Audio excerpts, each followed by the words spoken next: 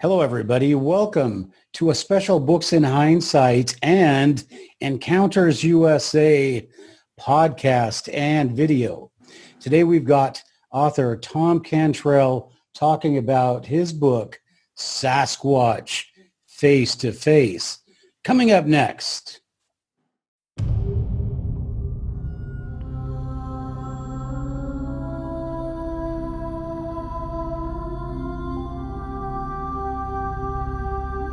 Welcome to Books in Hindsight, the only podcast where hindsight is always 2020. And we explore the great books, works, and ideas of the century. Now, here's your host, teacher, and author, Matthew Heines.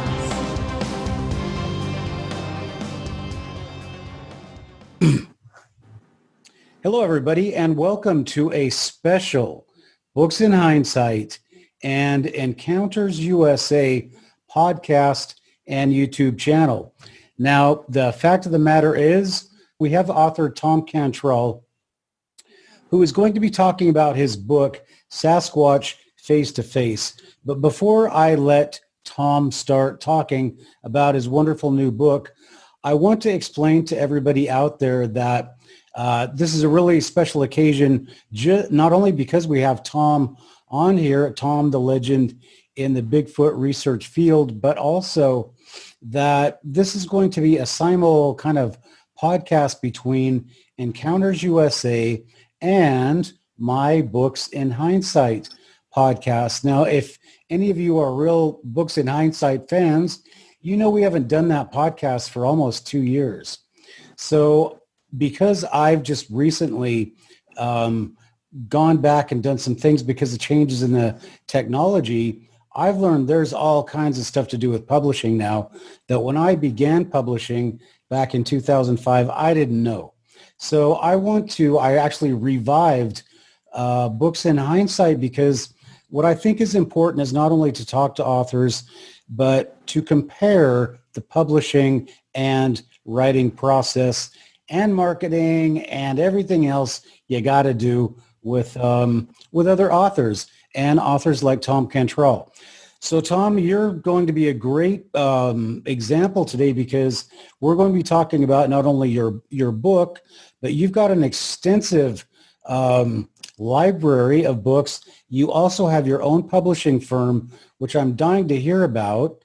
And then, of course, we just want to hear about your experiences both, of course, in writing that book, the Bigfoot stories, and anything else you want to share with us as authors and fans of yours.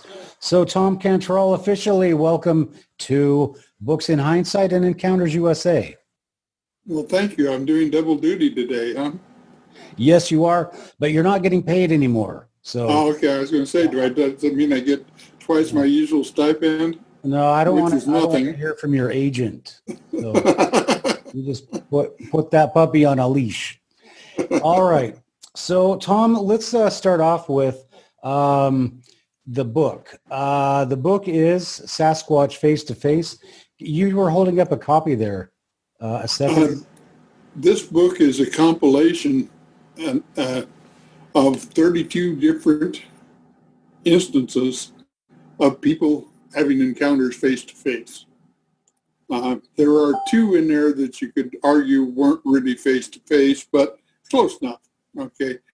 And I included them because they are such good evidence. They're from across North America, from Georgia to Canada, and they're, happen to everyday people. There's things that happened to people that were 5 years old at the time, and things that happened in, at my age, about 133, it feels like some days. But, well, Thom, what I've done is compiled these accounts, taken their accounts and compiled them and wrote them in, in decent English. Mm-hmm. And so it makes it readable and acceptable to most people, and put them together in an anthology form. some of them are just, stories. Others are absolutely compelling. I have a story of Richard Taylor and his encounter in Oklahoma.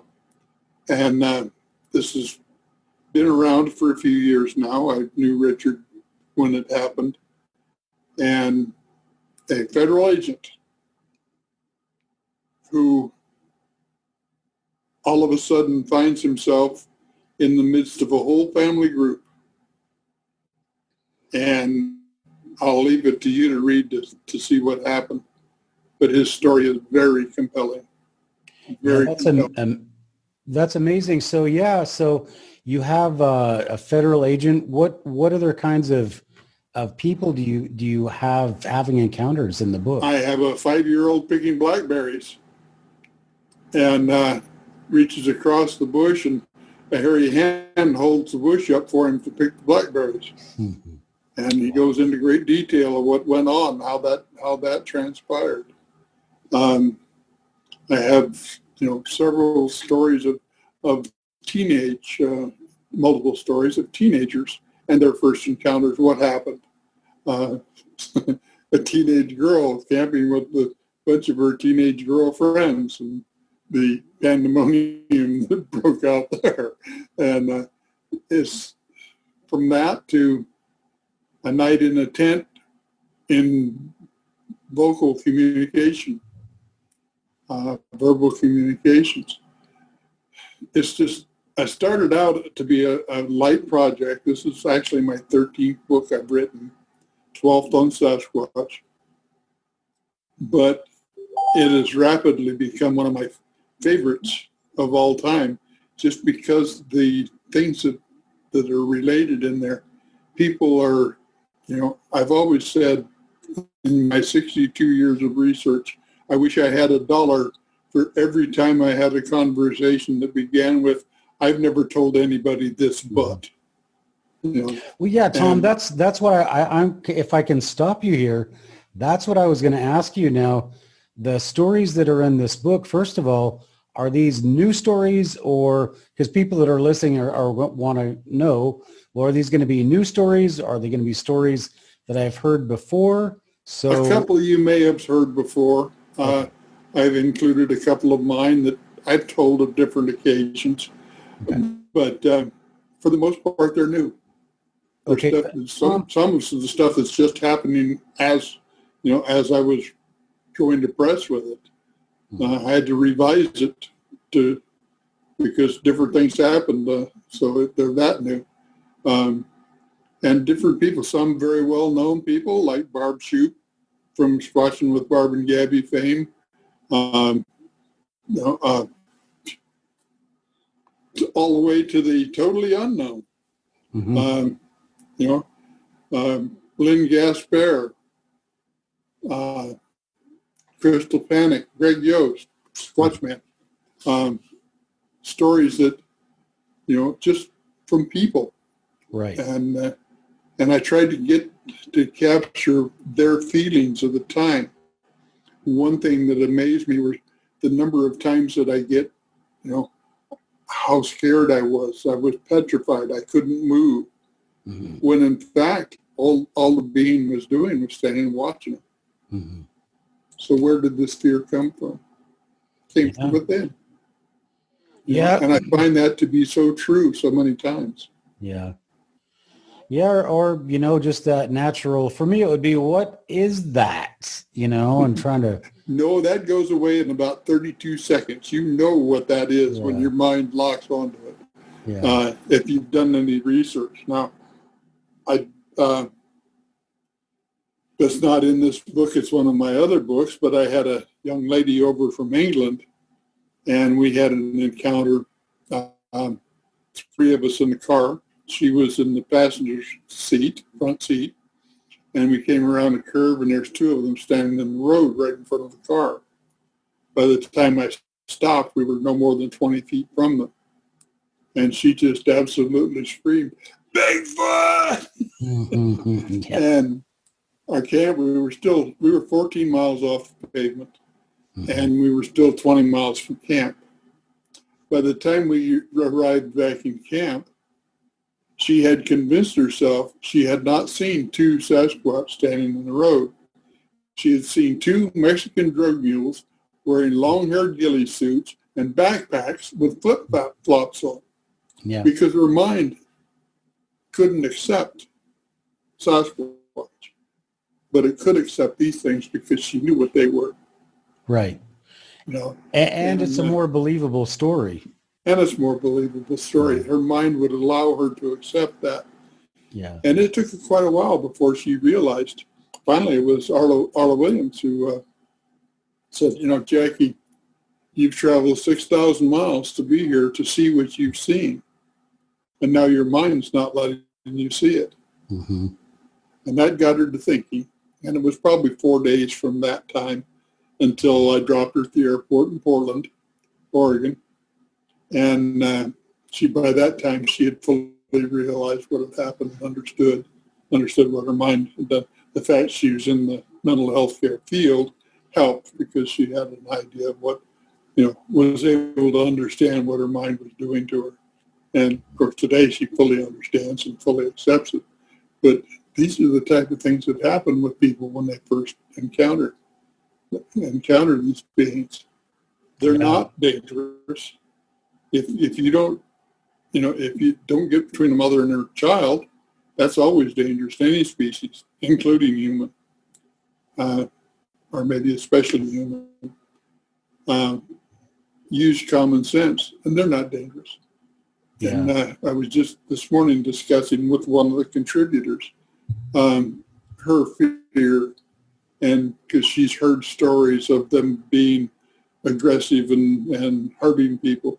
And every story I have ever investigated that involved harm of some type, it was always instigated by the human. Yeah. And they were defending themselves.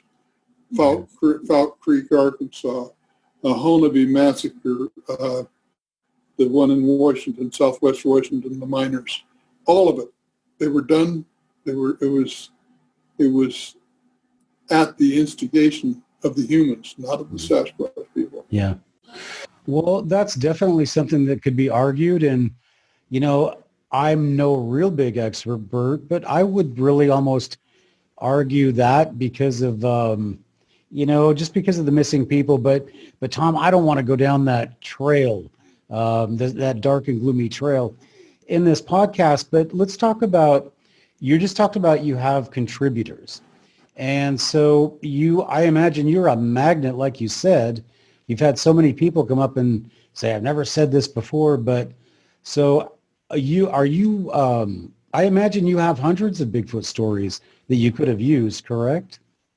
I do. And matter of fact, I have enough right now. I could write 2 more volumes of the same type of book if I wanted to.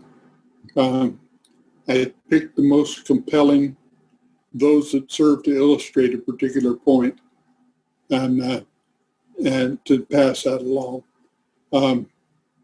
Because, you know, there's no sense in presenting it if you don't make a point with what you're doing.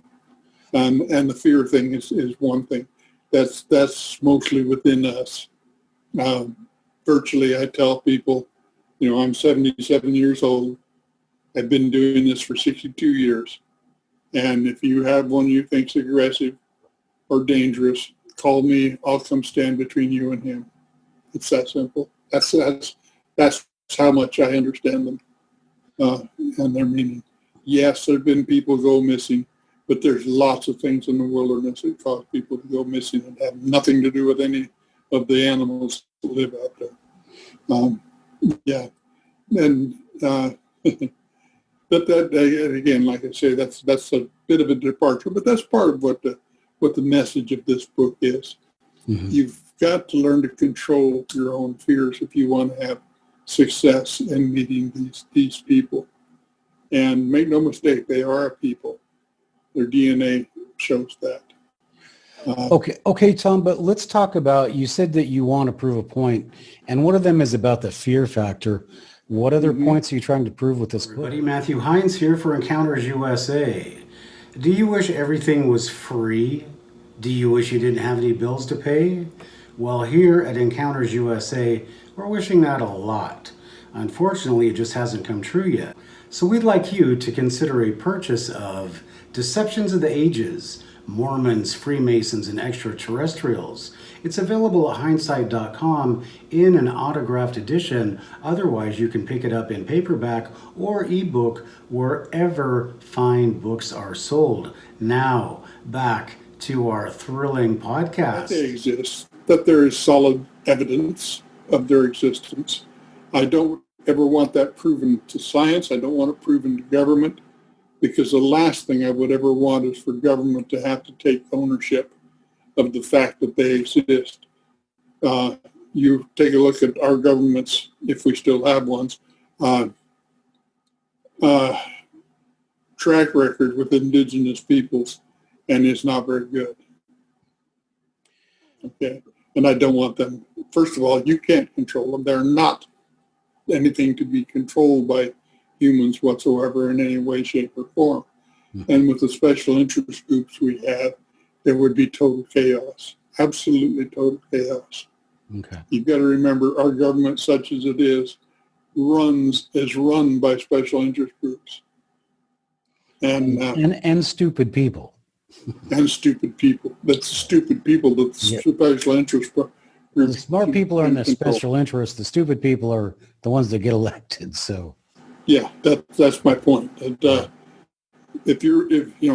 a politician's first job when he's elected, he has one job, and one job only, and that's to get reelected. Yep, and he will do anything to affect that. Yeah. So if friends of the deep earth come to him and say, we have $100,000 to contribute to your campaign if you vote this way, if you introduce this legislation. If you don't, we'll give it to your opponent. Mm-hmm. What's he going to do? Yep. Okay. Mm-hmm. And that's how our government works. Yeah. Look, it's been 8 years. Yeah. Getting the gray wolf delisted as an endangered species. It finally happened this last week. Yeah. Well, Tom, now hold on. Let's go back to this politics thing, because there's one thing I wanted to share with you. I don't know if you kept up, but I ran for the I knew you did. House of Representatives, and I was really upset because I wasn't able to keep one of my campaign promises. And you know what that was? Which one was that? Well, that was where I said if I got behind my opponent, because my last name is Heines, I could always catch up. You could always catch up, yeah. So but unfortunately, I didn't. So, but that's okay. So that's a whole nother ball of wax, because it is. But that's the rationale that I use for not wanting them proven to science. Well, they're doing quite well on their own. Yeah, they're not endangered. Their population, they keep their population stable. They keep it low. They only have young once every 7 years in order to keep that population in control. Okay. Well, here's something, Tom, that I really hadn't planned on talking about. But since you're talking about the government and owning this, the government appears to be owning UFOs now and saying, officially saying that, these come from some other extraterrestrial race, and nobody even bats an eye. And for 70 years, they've been destroying people's lives, saying, it'll ruin society. Nobody even blinked an eye. So if they say there's a Bigfoot, not Bigfoot, and it goes again back to the government thing, where because of how they have the media and you've got a TV everywhere you go, they're really able to just control how people think now. So they do. So nobody. And you've got a mindset in the country, an owe me mindset. Since I'm here, you owe me. Yeah. And that doesn't bode well. You've got people that are out to achieve their ends by any methods imaginable. Mm-hmm. Can you imagine? These groups who want to keep us out of the wilderness areas. Mm-hmm. How they would react. they would be after them to shut down absolutely everything in the name of protecting Sasquatch. They don't care about Sasquatch. They just want you out of their area, out of that wilderness area. You know, that's all that's about. And they'll use whatever they can to do it. Well, where are those people now? I mean, I wouldn't mind them. They're called PETA. They're called the Sierra Club. They're they're called Fun for Animals. Okay. You know, I like Tom. I'm a conservative, but I'm also, I like the environment. I like to go camping. I like. Oh, I do too. I love it. I do everything I can to protect it. Yeah. But you can be part of it and still protect it. Yeah. Okay. So you don't have to exclude everybody from it. Okay. Caterpillar had an advertisement a few years ago, and their catchphrase in it was, "There are no easy decisions. There are no easy courses. There are only wise decisions." And that's the point we are. There is nothing easy about any of it, but there are wise decisions that can be made. But those can't be made when you're polarized. Yeah. You have to have the best. Pardon my. I'm old. I know what you're saying. You have to have talking about at heart the welfare of what you're trying to protect, and that doesn't mean protection doesn't mean exclusion from. Okay. Yeah. That's my point. Yeah. We can coexist. We can live together. It can be done. It has been done for what, 35 million years, or not 35,000 years, 35 millennia at least, since we've been a viable people. They predate us by probably 15 millennia. Yeah. And, and we haven't had any problem, mainly because they have chosen not to deal with us for the most part, which to me proves their intelligence. Yeah, exactly. Well, yeah. You just, you really just have to go to a campground to figure that out in 5 minutes. All right. So, Tom, we talked a little bit about current events, and I don't really want to let you get away without commenting a little bit as somebody who has got wisdom, has been around for a while. First of all, the coronavirus, I was watching you during that on Facebook, and you're talking about, you're being tested, and what happened, in your facility. Okay, yeah, on the 26th of March, the facility where I lived, Enumclaw Health and Rehabilitation, we had 59 residents, okay? They tested us, and 56 of the 59 tested positive. That was on the 26th of March. By the 1st of May, 1/2 of those who tested positive were deceased. We had 28 people die. Okay. Are you? I had it. I had the virus, and I lived through it. Wow. I was never so sick in my life as I was for about 4 days there, but I came through the other end, and I'm now no longer in that facility. I'm living in what's called assisted living, which means I have my own apartment. You can see my bookshelf behind me. Yeah. Great. And but I do have help if I need it. That is horrible. Yeah. All right. Because all those people in New York, it looked like they just dumped people with the coronavirus into the nursing homes so they wouldn't have to pay for them anymore. It really looked like Cuomo was on a cost-cutting measure to me, and it looks like mass murder. And I think that probably these Democrat governors, eventually they should be put on trial for it. But that's just me. I'll tell you right now, and this may sound controversial, but government health care, under whatever name you want to call it, is mass murder. Yeah. For me to try to get a doctor is almost impossible because I'm on Medicare. Okay, only one doctor in 20 will even take Medicare. Wow. Okay. If you look, I have upper teeth and no lower teeth. Okay. Because I can't get that on Medicare.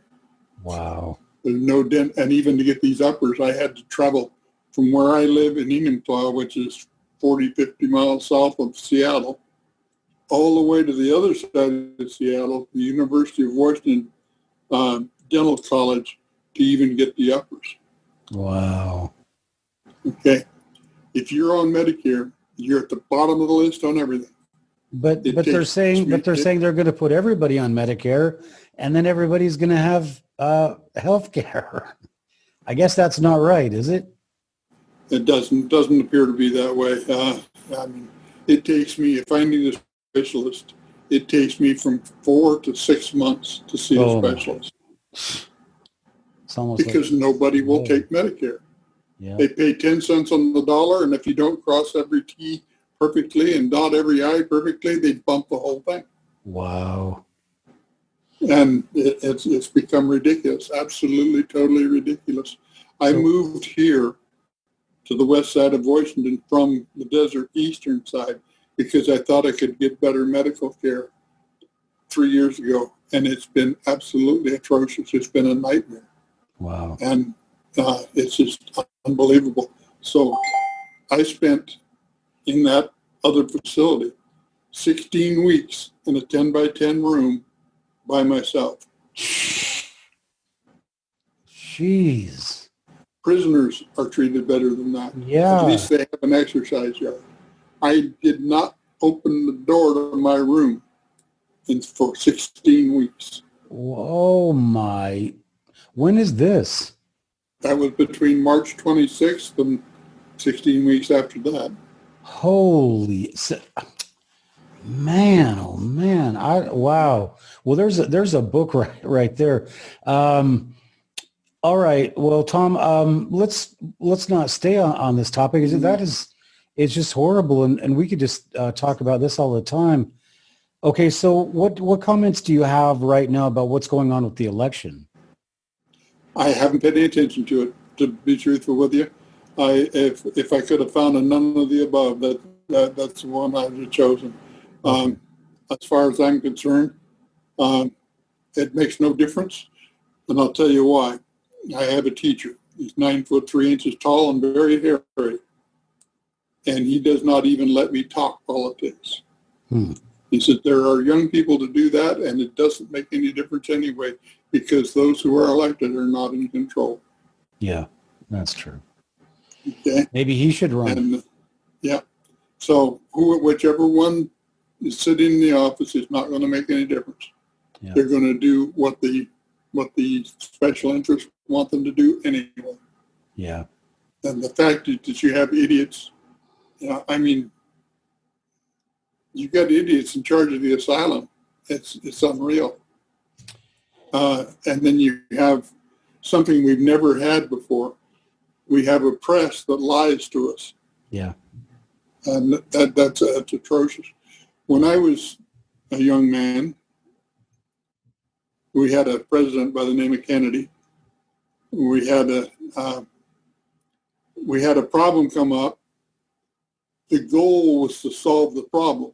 Mm-hmm. Now there may be a left-hand side of the aisle solution for that problem and a right-hand side of the aisle solution for that problem, but the goal was to solve the problem.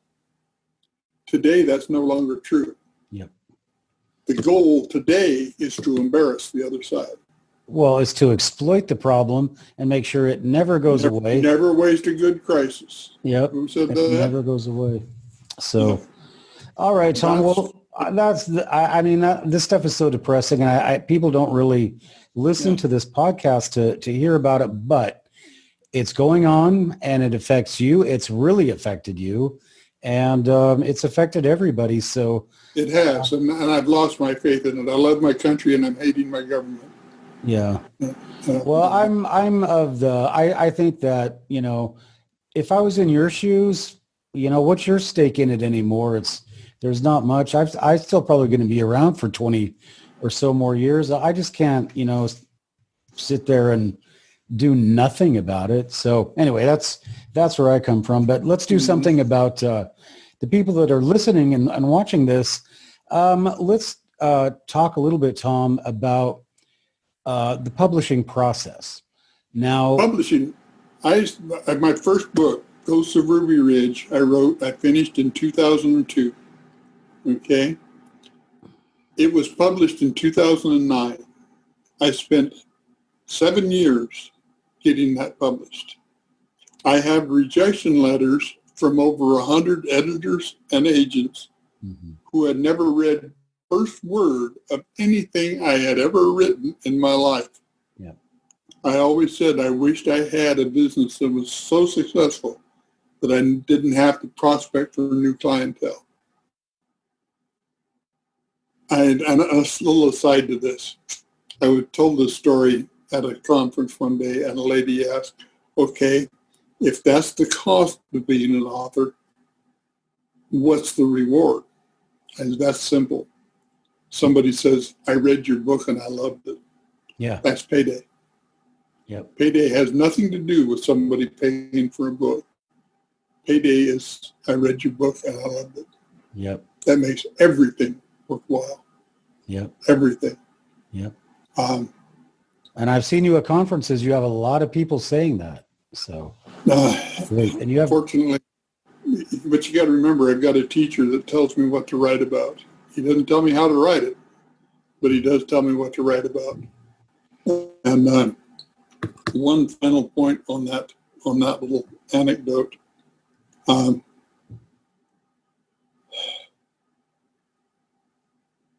If you have a dream, and my goal with that first book was to see it in print. I didn't care if it sold 3 copies. I knew it'd sell 1 because I'd buy 1. But I didn't care if it sold 3 copies. But to see it in print was my goal. It took me 7 years of writing, of work, of whatever it took to get the job done. Okay. How long will you hold on to your dream? mm-hmm. What will you do to meet your goals? Now, since then, after you get the first one, it's easier. Mm-hmm. But then I found a system. It started out, it was called Create Space. It was the publishing arm of Amazon. And that's a print-on-demand system. Okay. I write the book. I have edited, proofread. I even design my own covers. And that's all my little publishing company. Then I upload it to them and they print it for me. Mm-hmm. Okay. The only thing I pay for are those that I order for my own use. Okay.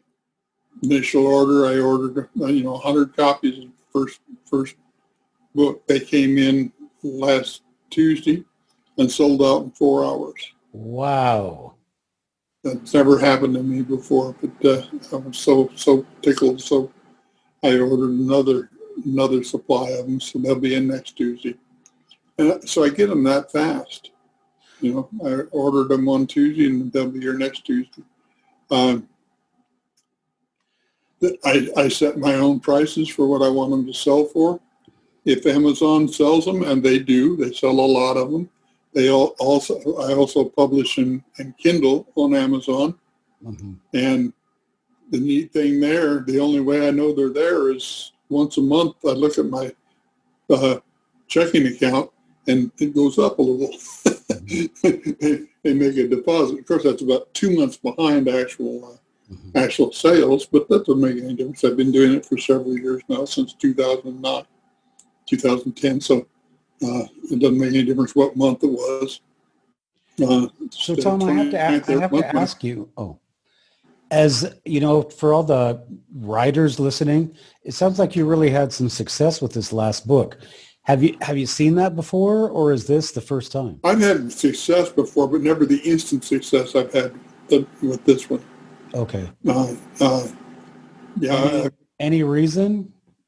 I don't know. Maybe it's the subject. Uh, but even, I do write some novels. Matter of fact, my last book was a novel, and I do that for a specific purpose. If there's something about Sasquatch that I want to relate that's important, but it's controversial, I'll put it in a novel. Mm-hmm. Okay. The story will be a novel, but what I'm saying about Sasquatch is fact. It's real.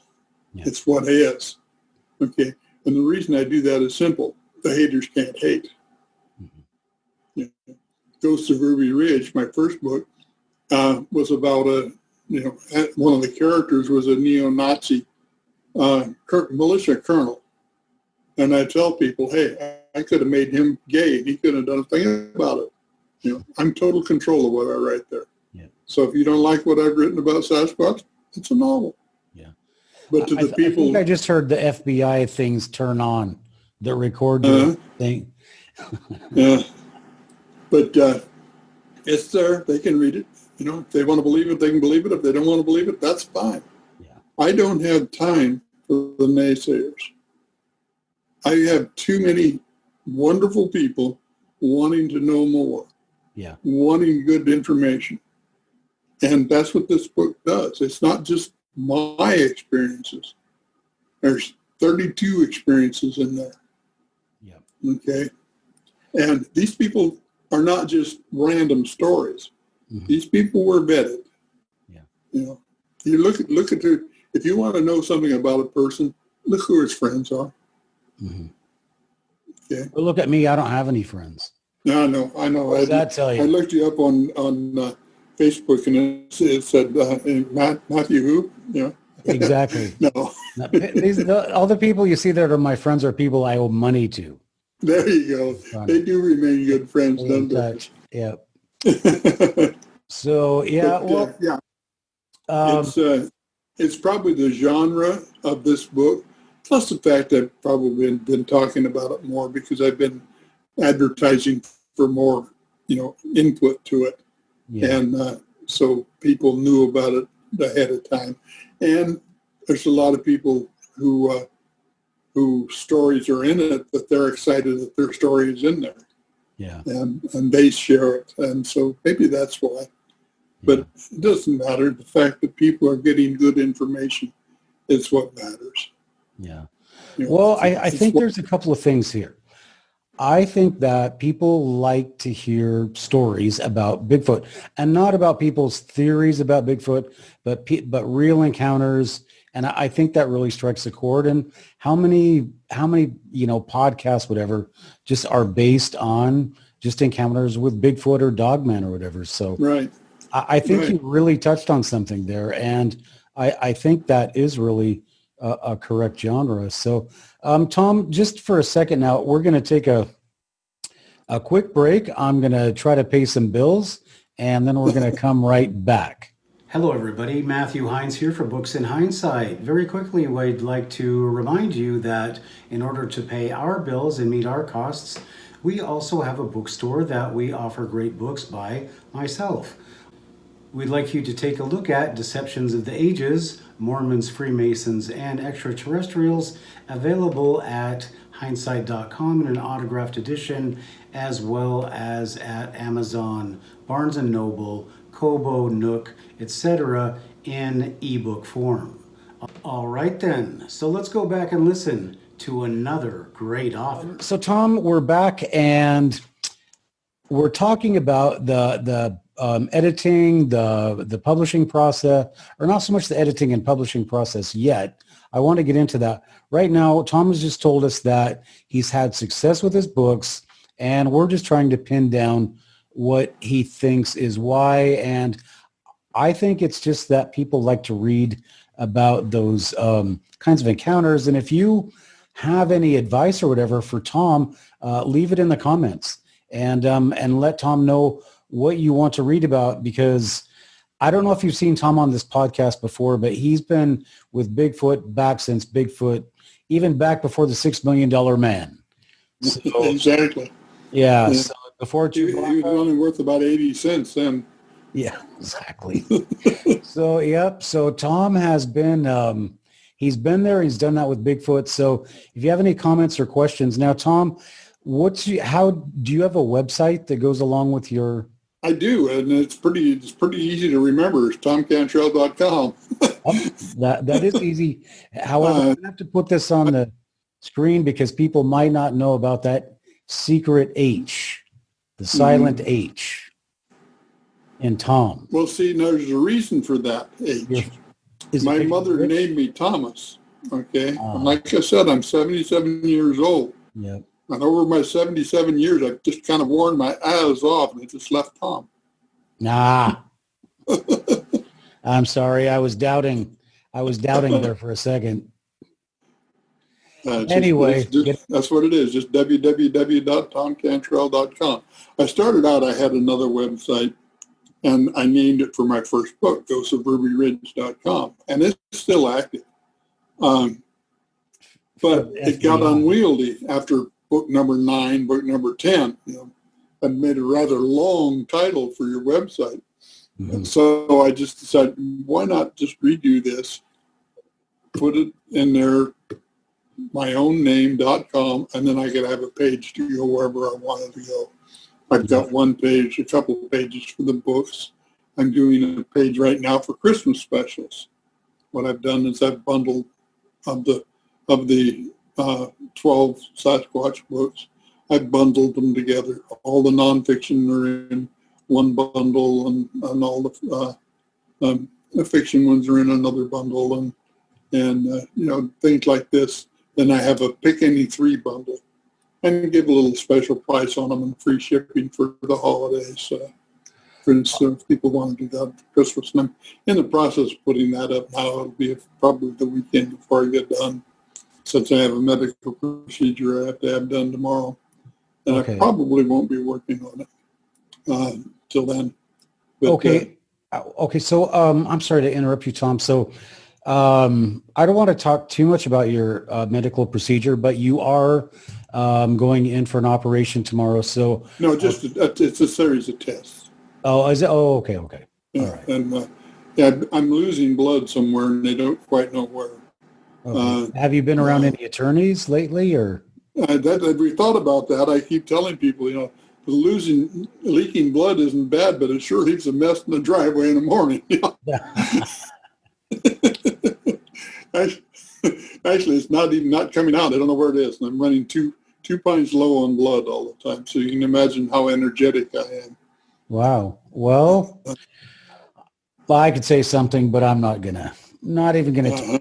So. Yeah, the iron in my blood has turned to lead in my butt. Okay. Well, thanks for saying that. I was going to say, as actually probably wasn't appropriate or, appropriate.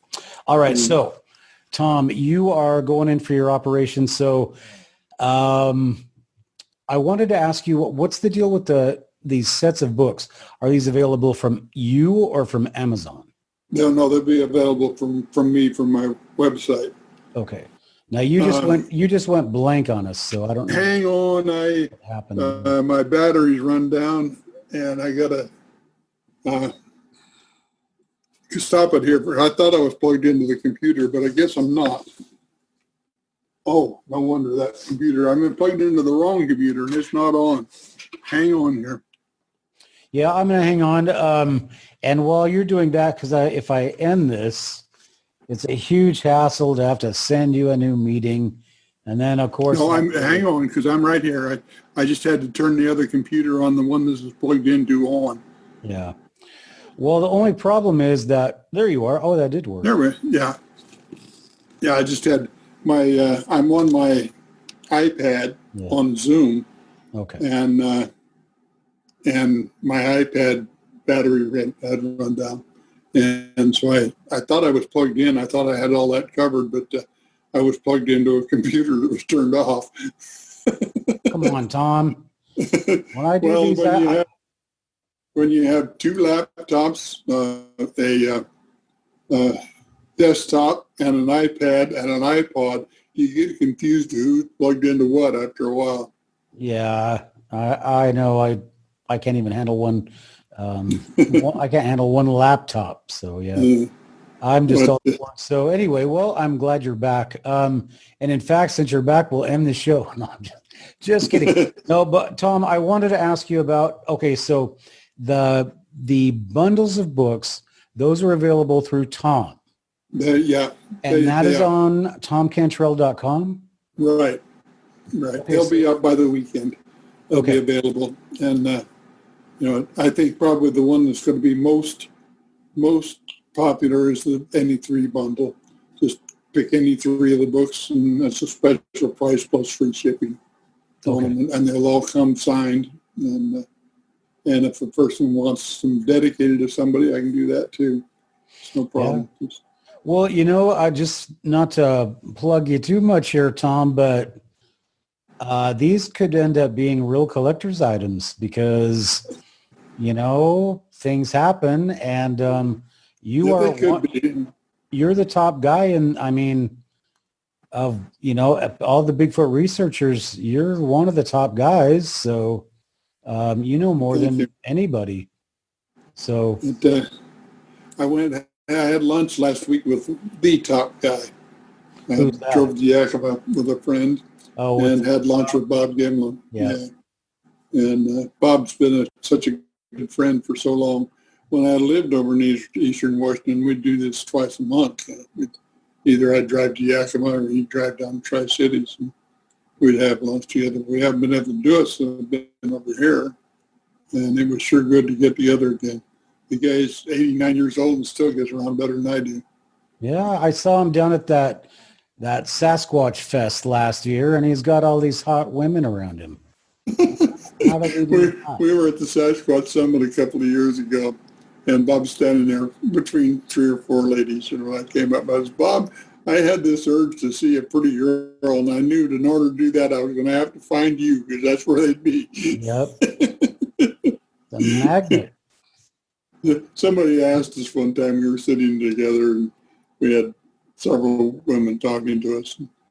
And since, how come you guys can attract all the pretty women? Bob says, that's because we're safe. Dang, that thing's not working. Yeah, he tried that line on me, and I said, "Did your wife buy that, Bob?" So I don't know. I don't know. Well, Tom, if you can't get that thing going, we're almost out of time here. Okay. What I'd like you to do, I mean, we've got your name on the screen. Give me 2 minutes here. And I'll do that. I'll do that. I've got a device I can plug in and plug it in directly into the... Okay.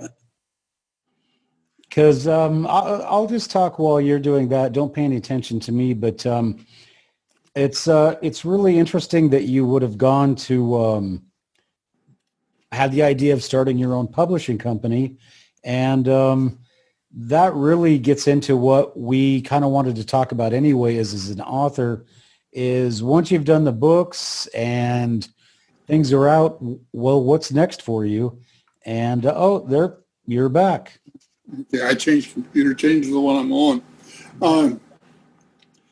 The reason I did that just simply is because I do some work for other people, not much, but I've published 4 or 5 books for other people, and so I needed an arm to do that. Uh-huh. I can do proofreading, I can do editing. So this is RS. This is RS Publishing. Yeah, which stands for Red Stripe, who was my teacher. His name is Zakanisha, but he has a red stripe that runs from the top of his shoulder to over his right hip. And he says that's a mark of his status within his community. And and when I first met him, that was the name that I knew him by. And, but to finish, when I edited Arla Williams' book for her, and I told her that's the only book I have ever edited that ended up with the word cattywampus still in it. For somebody from Oklahoma, you know what cattywampus is. It means messed up, doesn't it? Kind of not situated. Crossways, yeah. Yeah. Mm-hmm. See? Well, call me Mr. Vocabulary. All right. So are you still is RS Publishing still working? Is Oh it, yeah, that's my, and I use that as my publishing arm. okay. You know, for So if I want any publishing help, I can come. help, just yeah. Okay. Actually, advice is free. You know, Okay. uh, Good advice. but if you know, if you're young, the psychiatry 5 cents. Yeah. Yeah, you know. I think. See, I think I just made this up. I hope I did. But advice is free. Good advice costs a little more. Yeah, that's right. There you go. No, I'll tell anybody how to go about doing it, and but the secret is good editing, good. I mean, because people are terrible with the English language. Yeah. You know, since I started receiving submissions, I've noticed how bad it is. Mm-hmm. You want to know something funny? The best rendition I got came from Arkansas. So now, how does that work? That's not good. I knew guys from Arkansas in the Army. I knew a guy in Arkansas. He said, "I've never written a paper in my life." Yeah. How did you get out of high school? So, yeah, okay. But okay, so on the editing topic, you know, a lot of people don't realize when they start to try to be an author is that you don't just edit. You have to know all kinds of things like the type of font you're using. There's like headings, et cetera, et cetera. There are specific fonts. I mean, so people seem to confuse editing and formatting. They do. You have and they are problems with totally that? different. And you've got to know the rules of English. You can't publish a book with bad English and have it be received. You know, and so few people understand those rules. It's just, like I said, it was a real eye-opener getting in all those submissions and going through them. But I do everything from a buddy read. You know, if you've written something and want somebody to give you an opinion on it, I'll read it and let you know what I think about it. What characters need to be developed better, and you know, and where to go. Too many people assume you know too much when they're writing, and you've got to explain, you know, what your character's doing, where he came from, and you know, without doing that, people are lost. All of a sudden, this person just shows up. The problem I have is I fall in love with my characters. In my last book, my Bray, okay, Ian Alistair McBray, Lady of the Isle of Skye in Bonnie, Scotland, comes to Idaho and learns what Sasquatch is. And I fell in love with him before that was over. And I have a lady friend who lives in eastern Idaho who is 6'6" tall, and my main character in that book I made 6'4" tall. But Becky's the only woman I've ever known that I had to physically look up to. And, wow! Believe me, at 6'6", that can be intimidating. Yep. And, wow. So yeah, there's a lot of real life, and even in my novels, the story's not true, but the concept is. Do you know what I mean? And, that's probably your agent wanting more money. Tell him no way. So. Well, Thom, you probably have things to go. I think we've got an hour from you, and that is fantastic. In summation, I'd just like to say that I think this is probably one of the best works that I've ever done, and I urge people to give it a read and let me know what you think. If you have questions, no problem. Come back to me on them, and we'll get it done. Okay? Yeah, and I saw your things on Amazon on Facebook. It looked like a lot of people are buying that book, and you're getting a lot of really good reviews. People are already coming back saying they loved it. So that is awesome. Well, Tom, I really appreciate you doing the podcast, especially on short notice. And you're the first one that's ever done Books in Hindsight and Encounters USA at the Okay. All right. Well, if I have to take a bite out of you, it'll only be with the top half because there's no teeth on the bottom half. All right. Well, that's good to know because, All right. well, all right. Thank you very much. It leaves me something to chew on. Right. And I don't leave you down in the mouth. So, right. So to speak. So to speak. So, all right. Well, let me say goodbye to everybody, Tom. And for Books in Hindsight, well, actually, let me say goodbye to you. Thanks for doing the podcast, Tom. Good luck to you. And our prayers are with you, as always. Okay. Oh, by the way, I want one last shout out. This cover was done for me by Michael Beers, and I think it's absolutely gorgeous. Michael Beers, can you spell that? In the world. Beers. Okay. It's like 2 beers, okay? All right. Yeah. All right. All right, thank you. That. All right, Tom. Well, for everybody, this is Books in Hindsight saying keep on reading, and Encounters USA saying always, especially if you're with Thom Cantrall, watch your back.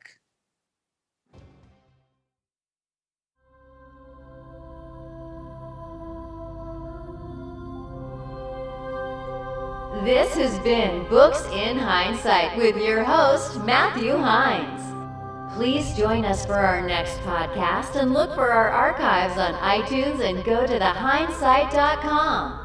That's HEINES site.com for great books by Matthew Heins and other great authors.